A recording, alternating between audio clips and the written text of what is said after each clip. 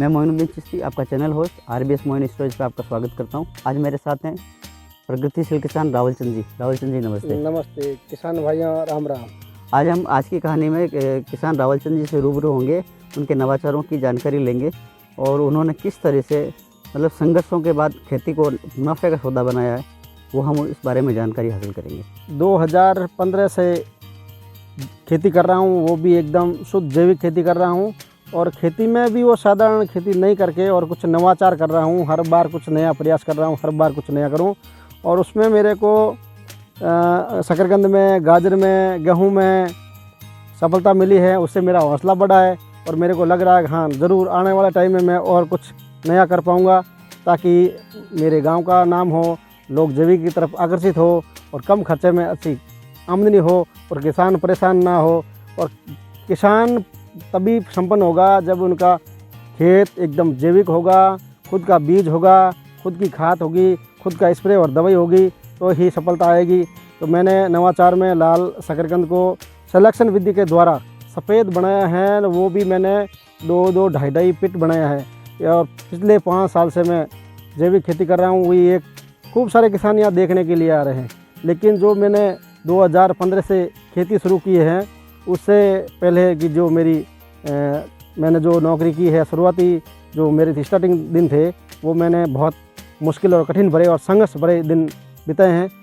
जब मैं 9th class में पढ़ रहा था, तो उसमें मेरे पिताजी को हार्ट अटैक आ गया था। तो उसमें मेरे पिताजी एक्सपायर हो गए थे और उस समय मेरे को हालात देखते हुए पढ़ाई बीच में छोड़ के और नौकरी पे जाना पड़ा। तो मैं यहाँ से जोधपुर चला गया और वहाँ मैंने स्टेशनरी की दुकान पे 1.5 साल तक काम किया।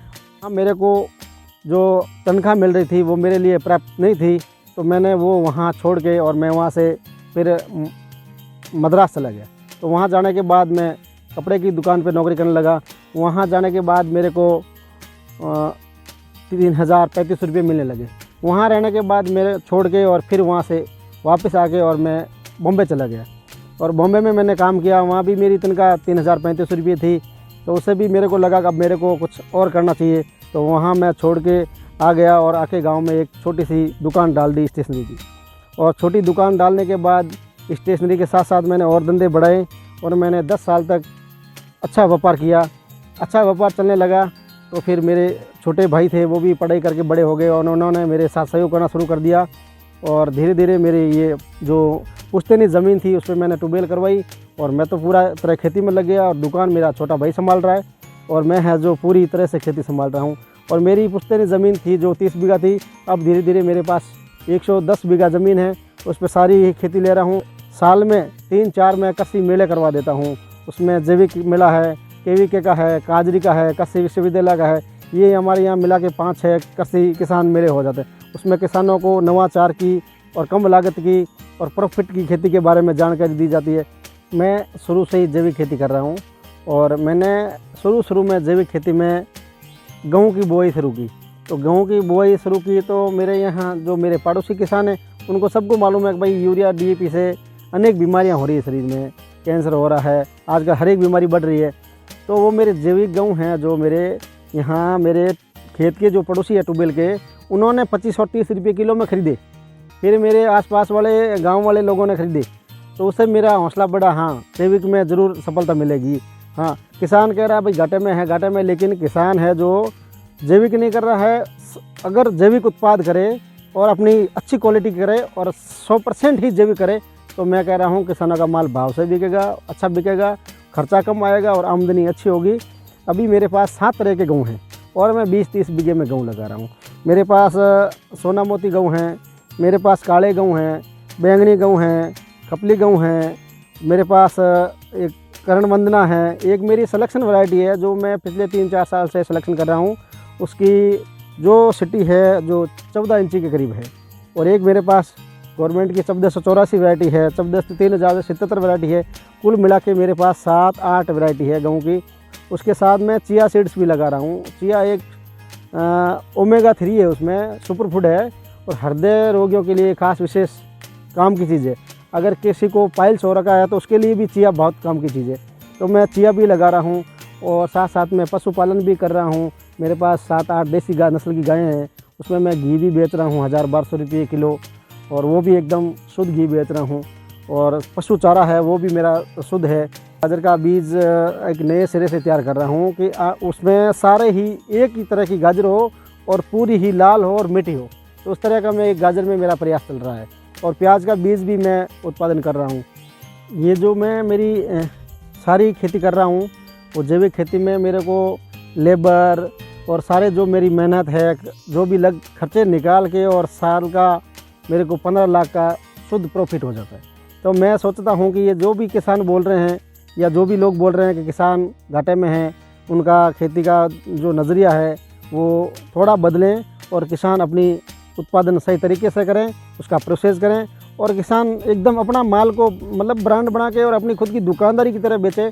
तो मैं कहता हूँ कि किसान घाटे में हो ही नहीं सकता है।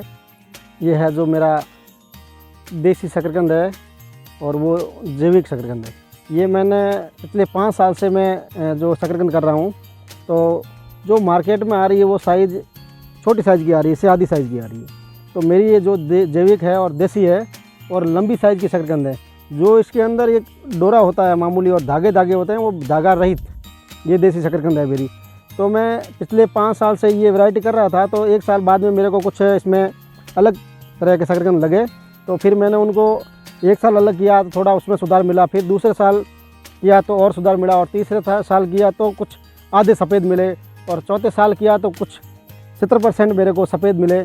और फिर 5वें साल जाते जाते मेरे को 5 साल की मेहनत के बाद मैंने 2-2 ढाई फीट लंबे सफ़ेद शकरकंद तैयार किए हैं। मेरे को मेरे जो मेरे गांव के लोग हैं, नौसर गांव के, मेरे जो खेत के पड़ोसी हैं टूबेल के, उन्होंने मेरे लिए मतलब खूब हौसला अफजाई की। हाँ कि आप ज़रूर कुछ करो, ज़रूर सफलता मिलेगी और हम अभी आपके साथ में हैं। तो वो लोग मेरे परिवार का भी उनका सपोर्ट रहा पूरा। तो उन्होंने भी बोला हाँ ज़रूर है, जो खेती में एक दिन ज़रूर नाम होगा। और मेरे पिताजी तो खेती कर रहे थे, उनके साथ मैं शुरू से ही आ रहा था।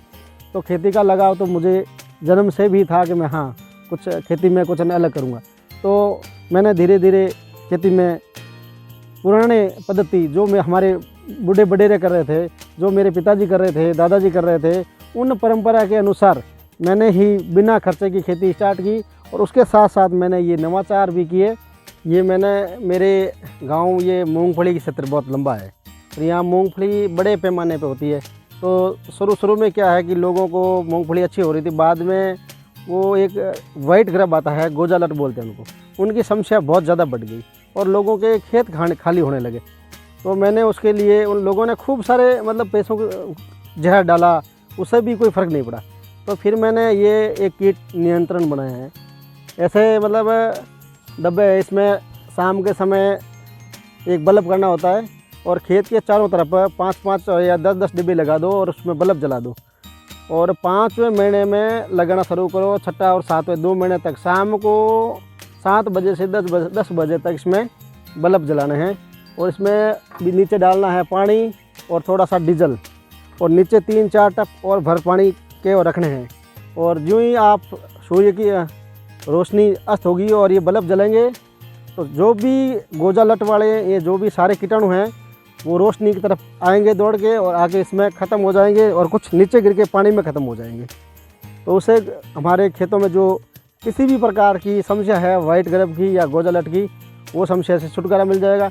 और उसके साथ साथ मैंने ये स्टिकर बनाए हैं, कागज़ वाले स्टिकर होते हैं जो एक बार काम आने के बाद फेंकने पड़ते हैं। तो इन डब्बों से निकलने वाले चादर से मैंने ये हरे और पीले स्टिकर बनाए हैं।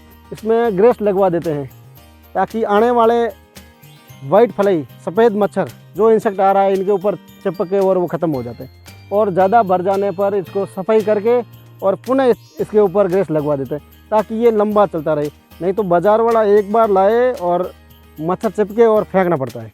तो ये भी मैंने एक नया आविष्कार किया है। ये गोजालट वाला भी मैंने एक नया आविष्कार किया है ताकि किसानों को बिना खर्चे में अच्छी पैदावार मिल सके और उनका खर्चा बच सके। तो ये ट्रैप बनाए हैं ताकि आने वाले समय में किसान सब ये चीज़ करें और आजमाएं और अपने खेत में अच्छी फसल लें। ये मैंने लाइट ट्रैप बनाए हैं जो मतलब अपने खेत में कहीं भी उठा के ले जा सकते हैं। तो एक खेत में मतलब बड़े 4 ट्रैप बना दें तो पूरे 25-30 बीघों के लिए प्राप्त है। इसमें क्या है कि ये प्लास्टिक का पाइप लगता है और ये लाइट का कनेक्शन और बल्ब जलाना सिर्फ शाम को 7 बजे से 10 बजे तक ही है। और जो भी गर्मियों में मई जून जुलाई में आने वाले जितने भी इंसेक्ट है फलदार पौधों पे फसल पे, तो वो सारे इसमें आके और ख़त्म हो जाएंगे। ये है अपने बल्ब है और ये टब है, इसमें पानी भरा हुआ है और थोड़ा इसमें केरोसिन या डीजल डाल देते हैं।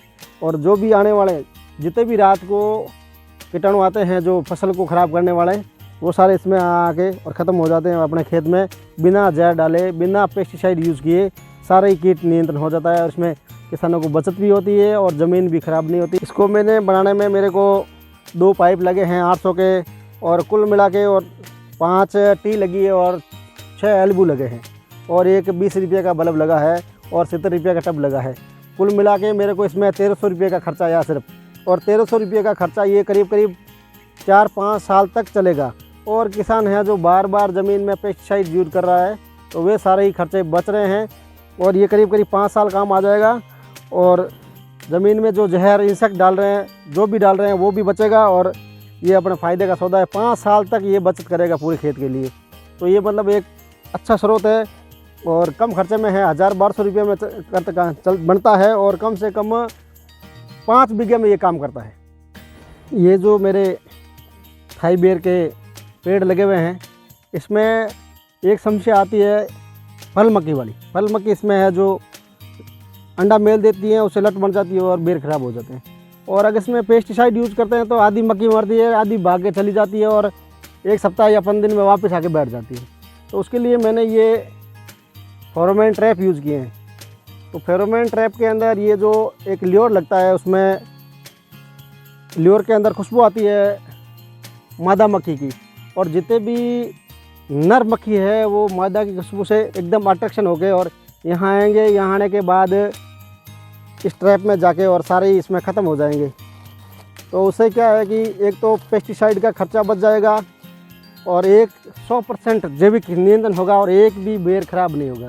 स्प्रे 1 बार, 2 बार, 3 बार करना पड़ता है और एक पौधे पे 2 ट्रैप लगाने पे उसका पूरा 100% नियंत्रण हो जाता है। और जो भी नर मक्खी है वो इसमें आके सारी मर जाती है।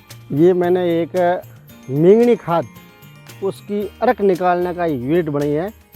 जो किसान भाई सीधी मिंगनी डालते हैं तो उसका वो पूरा है जो पौधे को पोषण मिलता नहीं है, और 1 बीघे में 1 टोली डालते हैं तो 10 बीघे में वो बहुत महंगा पड़ जाता है।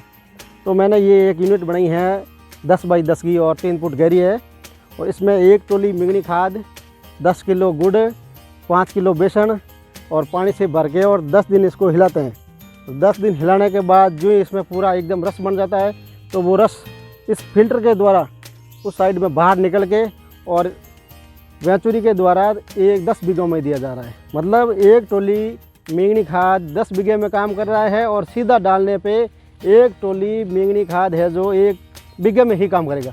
इसलिए किसानों को ये बचत का बहुत बड़ा प्रॉफिट है और खेत में कचरा भी नहीं होगा और पौधे को पूरा पोषण मिलेगा। तो ये मतलब एक फ़ायदे की चीज़ है और मतलब अच्छी कमाई का ज़रिया भी है, और खेतों में कचरा भी नहीं हो और फसल भी ख़राब नहीं हो और फसल को पूरा पोषण मिले और जैविक फसल भी हो। तो उसके लिए मैंने ये एक अलग पॉइंट बनाया है। ये बहुत ही खूब है। ये मेरे जैविक खाद बनाने की वर्मी कंपोस्ट इकाई है। इसमें मेरे 4 केंचुए के बड़े बड़े बेड लगे हुए हैं, और ये मैं बेड में से ये 20 दिन में मेरा एक बेड तैयार हो जाता है, और फिर मैं नया बेड 20 दिन डाल के गोबर और ठंडा होने के बाद केंचुए ट्रांसफ़र करता हूँ, और छनाई होने के बाद मैं ये मेरे खेती में काम में ले रहा हूँ। और केंचुए अगर ज़्यादा बढ़ जाते हैं तो मैं किसानों को आगे दे रहा हूँ, ताकि मेरा गांव नौसर है जो जैविक खेती में आगे बढ़े और कुछ गांव का नाम हो कि सारे किसान जैविक खेती करें। और इसके साथ साथ में ये मेरे अजोला लगा हुआ है जो पशुओं को देने में बहुत बढ़िया सहायक है, और इससे पशुओं में दूध उत्पादन भी बढ़ता है और पशुओं में न्यूट्रिएंट की कमी की पूर्ति भी हो रही है। ये मेरे जैविक खेती के लिए उन्नत जीवाणु कल्चर है जो लैंड के द्वारा खेत में दिया जा रहा है। ये मेरा बीजा अमृत है। जो भी खेत में बीज बोई करता हूँ वो संशोधन करने के लिए बीज शोधित करके और फिर बोई कर रहा हूँ। और ये मेरा वेस्ट डिकम्पोजर है जो मैं लाइन में दे रहा हूँ ताकि ज़मीन अच्छी बने रहे। और ये मेरा गौमूत्र कीट नियंत्रण है। अगर कोई फसलों में रोग आ रहा है तो उसके लिए स्प्रे के लिए बनाया हुआ है। और ये मेरे ये जो खट्टी छाछ और कॉपर से बना हुआ मट्टा है जो स्प्रे में काम आ रहा है और कॉपर का काम भी करता है। और इसके साथ बीज बुआई के लिए ये मेरा कोकोपीट खाद है, जो कोई भी बीज लगाता हूँ सब्जियों का तो उसमें ये काम ले रहा हूँ। मेरी तैयार केंचुआ खाद है और ये जो भी मैं फसल है उनमें दे रहा हूँ और पेड़ पौधों में भी दे रहा हूँ, और ज़्यादा होने पर मेरी सारी जो फसलें हैं उनके अंदर दे रहा हूँ। अभी तो मैंने सारी फसलों में डाल दी है और मेरी ये हर बार मैं तैयार होने के बाद मेरे खुद के जैविक खेती के लिए ये मैं है जो केंचुआ खाद तैयार करता हूँ और पूरे खेत में काम ले रहा हूँ। मेरे 1 बीघे में बगीचा लगा हुआ है, उसमें मैंने एक बार प्रायोगिक तौर पर सारे फलदार पौधे लगाए हैं। उसमें अनार है, जामुन है, जामफल है, चीकू है, संतरा है, पपीता है, केला है G9 वैरायटी, सीताफल है, सहतूत है, बेलपत्र है और नींबू की मेरे पास 5 वैरायटी लगी हुई है। उसमें कुछ आयुर्वेदिक पौधे भी लगे हुए हैं, इसमें गुड़हल है और सहजन मोरिंगा है और पपीता है। इस प्रकार के 5-7 तरह के मेरे पास आयुर्वेदिक प्लांट भी लगे हुए हैं, सतावर लगी हुई है। और प्रयोग के तौर पर मैंने सारे ही फलदार पौधे लगाए हैं। बेर की मेरे पास 4 वैरायटी है, थाई बेर है, कश्मीरी बेर है और सेव गोड़ा है और टीकड़ी बोर है। इसके अलावा मेरे पास चीकू की 2 वैरायटी है, एक लंबा और एक गोड़ा वैरायटी है। और पपीते में मेरे पास ताइवान रेड लेडी और देसी एक बार मैंने 4 पौधे लगाए हैं। और केले में 2 लगाए हैं, एक तो सादा और एक G9 वैरायटी। और गिलोय की बेल भी लगी हुई है मेरे पास और अंगूर की बेल भी लगी है मैंने। और आलू बुखारे के 4 पौधे लगे हुए हैं मेरे पास। और पूरा मेरा 1.5 बीघे का जो बगीचा है उसमें मैंने सारे ही पौधे लगाए हैं। आम का पौधा लगा हुआ है, इमली का लगा हुआ है और सहजन, सहतूत सारे लगे हुए हैं। और उसमें सब में मतलब अच्छा रिजल्ट मिल रहा है। आंवले में भी अच्छे फल लग रहे हैं। तो इस प्रकार मैंने ये लगाए हैं। और मैंने खेत में जो फसल लगा रखी है उसमें गाजर का बीज ले रहा हूँ मैं, प्याज का बीज ले रहा हूँ, शकरकंद का बीज ले रहा हूँ। और इसके अलावा मेरे पास 15 बीघे में शकरकंद है, 5-7 बीघे में गाजर लगी हुई है और 15 बीघे में गेहूँ है, 5 बीघे में धनिया है, 10 बीघा में जीरा है, 5 बीघा में मेथी है और 20 बीघा में सरसों है, रायडा है।